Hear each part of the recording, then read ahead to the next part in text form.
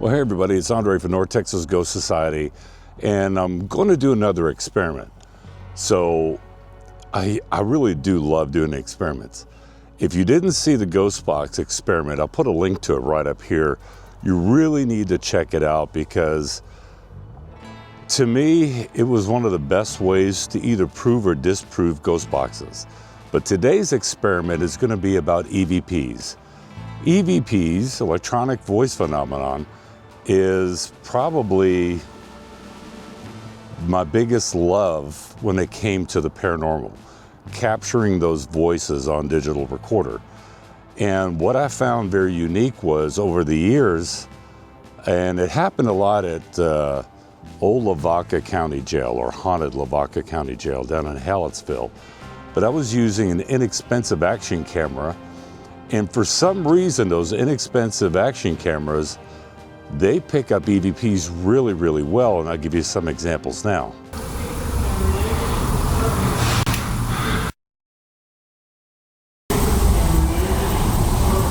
And when I asked, I don't understand why you're here. Out of all the places that you could be, why are you here? And then it was like more shuffling, like frantic shuffling. And it actually kind of caught me off guard enough to where the hair stood up on my arm. And I was just like, holy shit. There is somebody walking around in there. Frantic shuffling. Frantic shuffling.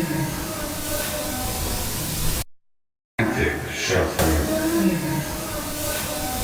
So my thought process was, is it because that the microphones are maybe unshielded in some certain way?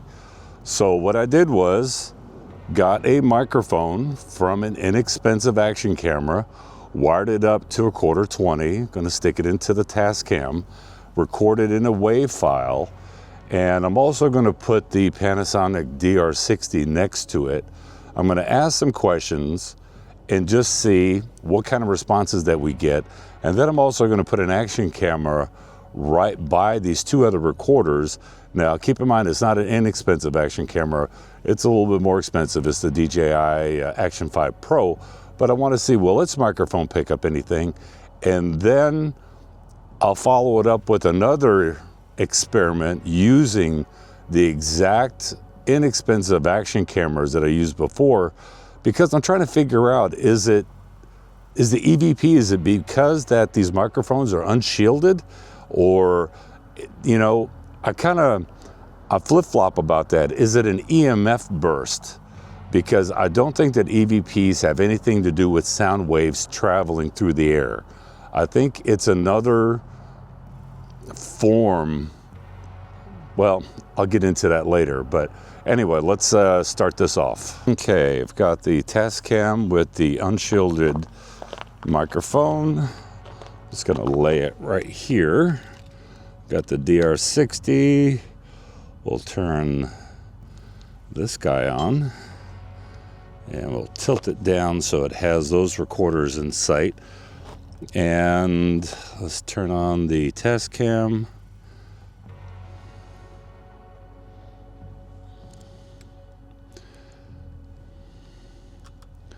I'm going to try to have the microphones facing in the same direction if possible. Get this one ready to record. That one's now recording. We'll start up the DR-60. So it should be recording. So to any spirits that are out here, if you're able to communicate or speak, if you would, I'll back up and just walk up to these devices here and say whatever it is that you'd like to say.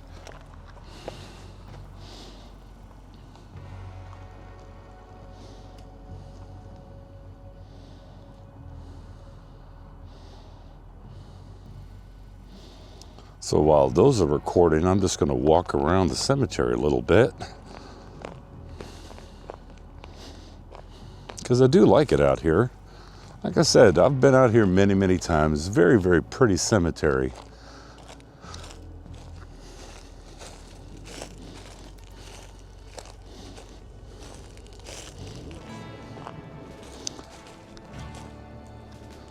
Many, many years ago, I went to Aurora Cemetery, and out there at Aurora, I had put a Which one was that?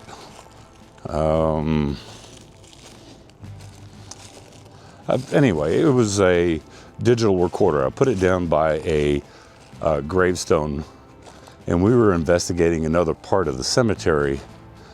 And it's funny because there was some bickering going on in that audio clip where it sounded like an older woman having a conversation with someone else, and she was kind of bickering at them, which I thought was really unique, considering there was no one out there but us, and we were at that other part of the cemetery.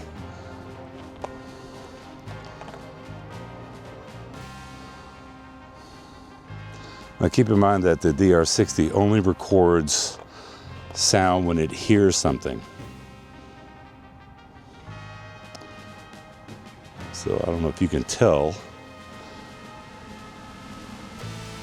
When the record is just flashing, it's not picking up anything. When it stays on, that means it's hearing something, which is me talking right now.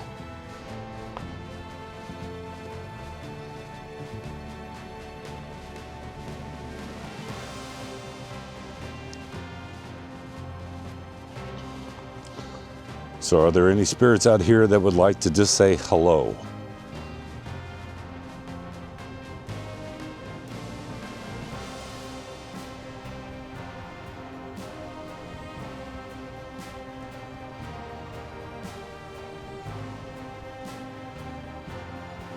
Can you tell me your name, please?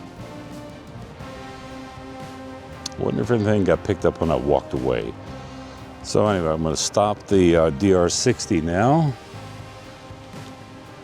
And we'll take that home and check the audio. And I'm going to stop the Tascam and then turn it off. Same goes for the action camera. So why am I doing this experiment?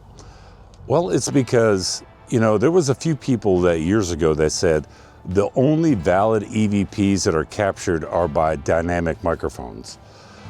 Well, I was getting some great EVPs off of a condenser microphone from the Zoom H4n with its built-in microphones, recording in a WAV file, not MP4, because MP4 is or MP3, excuse me, is a container that the audio sample is put into, or a wrapper, should I say.